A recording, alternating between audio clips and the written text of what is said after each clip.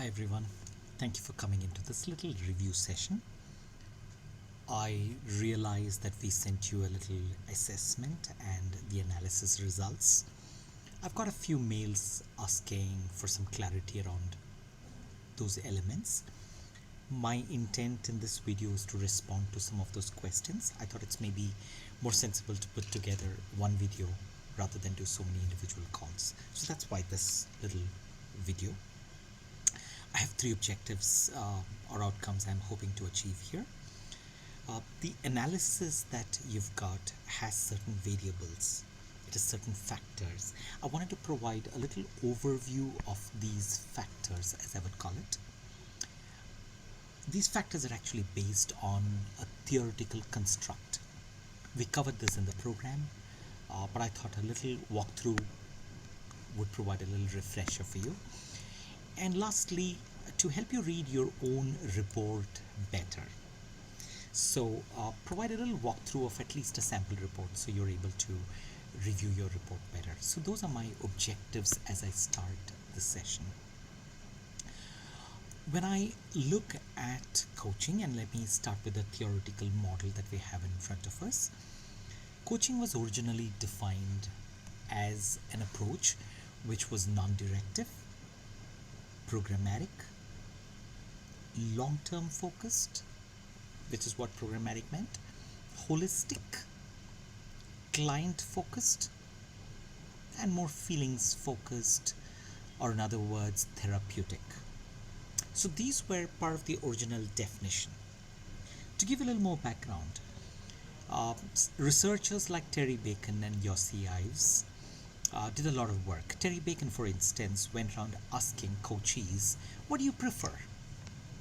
Non-directive or directive? So 61% probably of coaches surveyed, of coachees surveyed, preferred a non-directive approach. And 31 preferred a directive approach. So if this was to be true, they looked at all these preferences and they said, here is what coaching should include, and therefore they came in with this little definition that you can see in front of your elements to this definition. Now, while this definition or these parameters are true, this need not be true for you. This need not be the requirement from your coachee's standpoint. Instead of non-directive, your coachees may prefer some direction. Instead of a long-term focus, the coachee may need coaching which is very need-based. Instead of focusing on multiple areas, your coachee just may want you to focus on specific areas and not a holistic outlook. Coaching is meant to, be focused really on the client you're coaching, while at the other end, the focus of the coachee just may be the goals that the coachee is trying to achieve.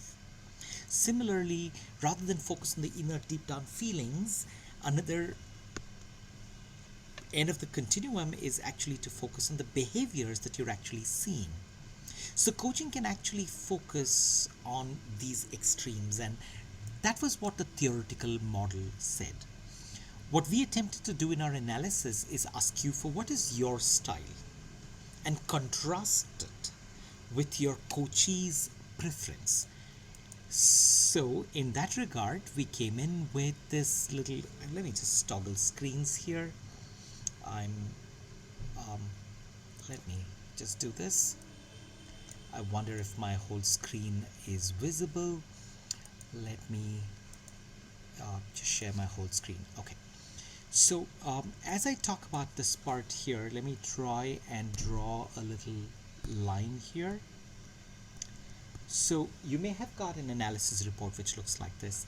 This part of the report focuses on you, and this part focuses on the coachee.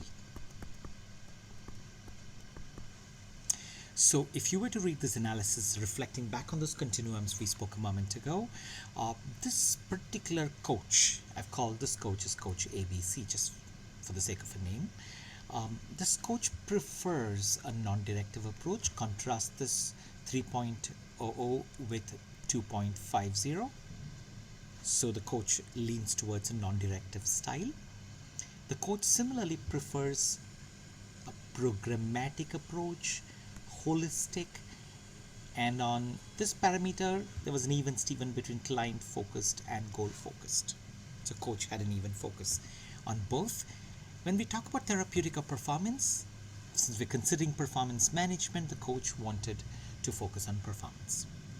So, if these were all the preferences of the coaches, we need to contrast it with what the coaches wanted. So therefore, we asked you to go to a minimum of 3 coaches. So you notice this P1, P2, P3, P4 here, those are indicative of your coaches. If you had more coaches, you may have a P5, P6 and a P7. If you had lesser, you may have only a P1 or a P2. If you did not have any coaches, you just make it the left side of this report, which is the coaches analysis, which is just your analysis. Now, if you notice here, you can see what the coach wants. Coach wants non-directive. Coachee also wants non-directive. Now that's great synergy. Let's look at the next one. Now in this case, the coach wants or prefers a programmatic style, but the coachee says, hey, give this to me as I require it. Give it to me short term as I need it. Let's look at this next one. Holistic, there's a match again.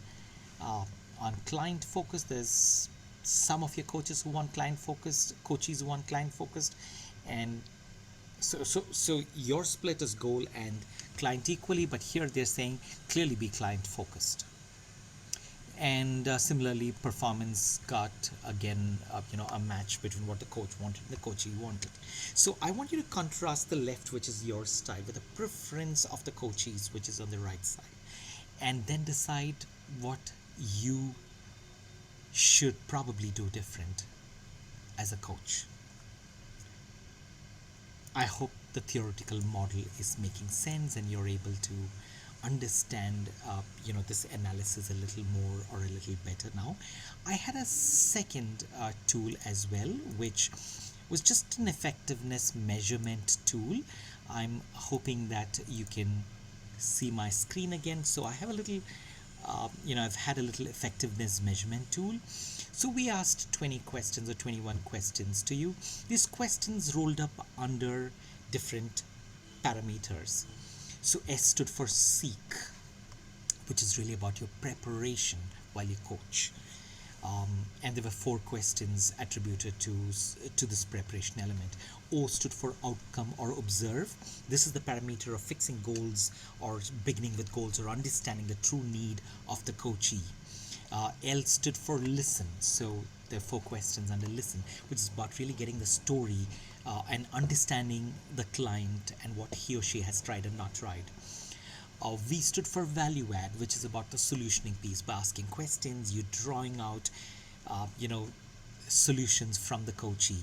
And E stood for evaluate, which is your follow-up after a coaching conversation is done. So we asked you questions here. We asked you to self-rate yourself, and as I look at this sheet, maybe you got a rating for yourself when you did this at the point of attending the session or before that. And if you were to do it in 30 days, which is probably now, you may see a contrast between what you were then doing to what you're doing now.